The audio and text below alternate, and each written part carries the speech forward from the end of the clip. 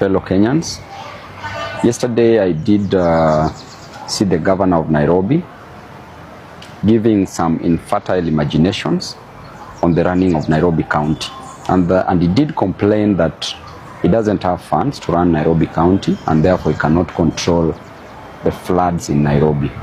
I want to state clearly that the funds are available, but the funds have been misappropriated. The funds have been misused and stolen.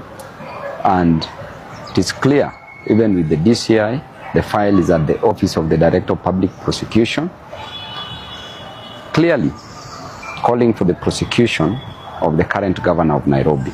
The funds have been defrauded, stolen by him and his officers. I want to tell Nairobians that to cure the issue of flooding in Nairobi is very simple.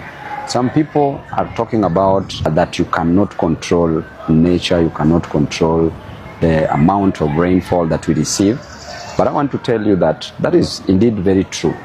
But however, there was a warning that was given by the meteorological department that clearly stated that rainfall shall be experienced, or rather would be experienced in Nairobi, and will still be experienced in Nairobi, which will result into flooding.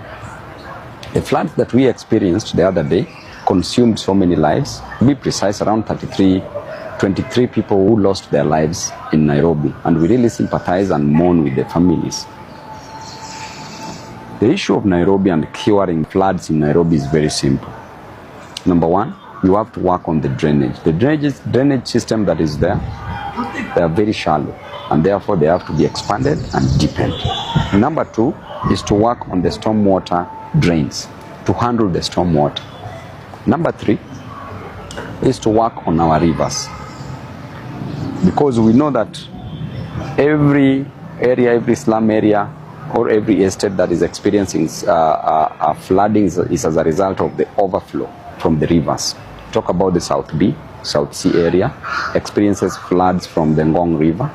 Talk about the Madare area, from Madare River, and talk about areas where the Nairobi River is passing. So therefore our rivers, the three rivers, major rivers, the Ngong River, Madare River, and the Nairobi River, should be deepened and should be expanded so that this flood water can be directed properly without overflow to the nearby estates and slums. When we work on that, we shall cure a bigger percentage, and then we divert this drainage system into these rivers. We shall cure a lot. Let us work on the available dams in Nairobi to act as storage facilities for this stormwater. Then with that we shall also reduce the amount, the volume of water that we are experiencing on our roads. We work on the urban planning, where there's construction of buildings where they should not be constructed. And that causes chaos, because these buildings are approved based on the amount that you have in terms of bribe. And therefore we are wasting the potential of Nairobi.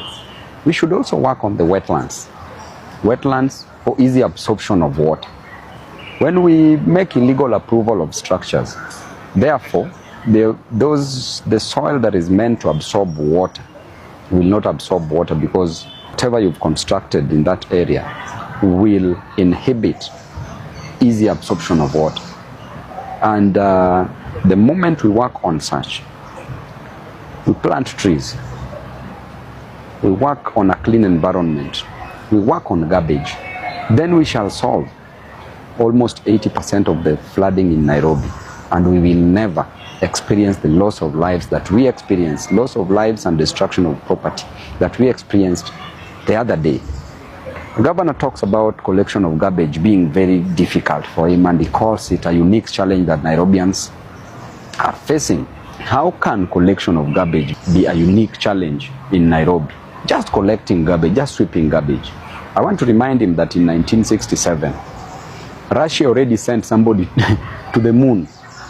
So how can just sweeping be a problem, just collecting garbage? So garbage also clogs our drains, the drainage system, and thereby resulting into flooding and overflow into the environments. So we want to say that the government has already given up with the issue of service delivery to Nairobians, and we promise Nairobians that they shall never shed a tear. Nairobians, you shall get the services that you deserve because you are paying for them. Matters such as roads, drainage system, water, garbage, unemployment. We talk about health matters, non-payment of medics on time. We talk about insufficient stocking of our health facilities with drugs. These things will be a thing of the past. We will never use the impulse to reason. We will use our brains. And I wish you well. And I want to tell you that we will be in this together. Thank you and God bless you.